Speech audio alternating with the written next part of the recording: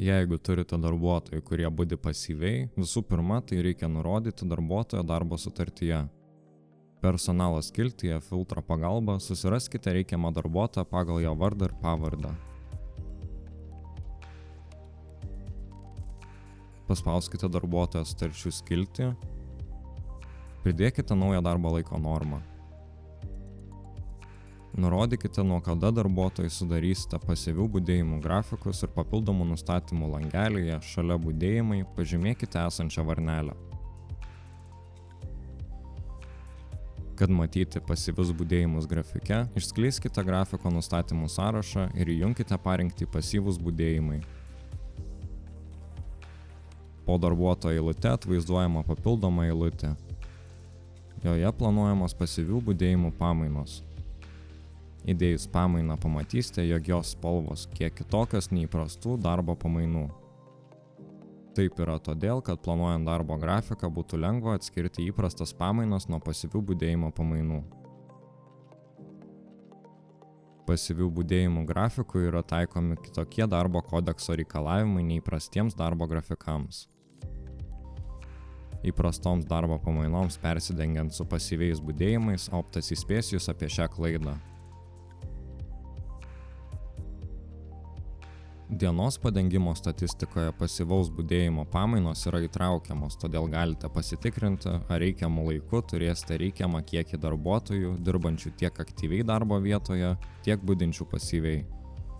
Jeigu perkeliame pamainą į kitą dieną, matome, jog šioje dienoje nebelieka jokio darbuotojo dirbančio ar budinčio pasyviai naktį. Atsisiųsti pasyvių budėjimų grafiką galite pasirinkę skiltį failai. Pakeiskite šabloną iš įprasto į pasyvūs budėjimai ir paspauskite atsisiųsti.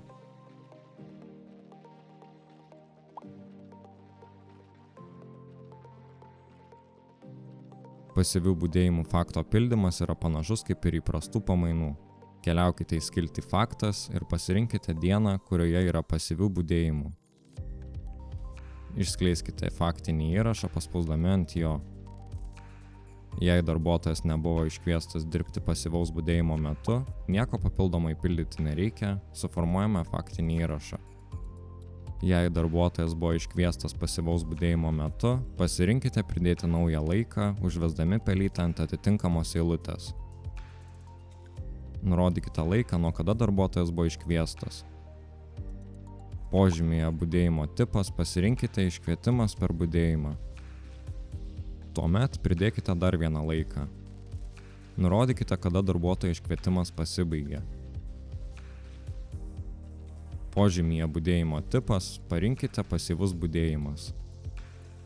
Pagal užpildytą informaciją galite pamatyti, kad darbuotojas pasyviai budėjo nuo 19 valandos, buvo iškviestas dirbti, 3 valandą nakties iškvietimas baigėsi ir toliau vėl budėjo pasyviai.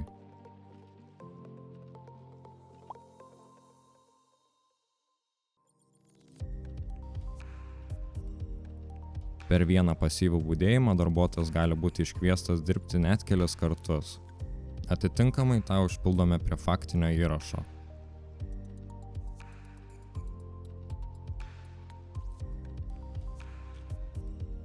Pasyvių budėjimų laikai yra skaičiuojami atskirai nuo įprastų darbo valandų. Darbuotojo pasyvaus budėjimų valandų suma atvaizduojama dešiniau, o iškvietimo per budėjimą valandų suma yra atskirta plius simboliu ir atvaizduojama kairiau.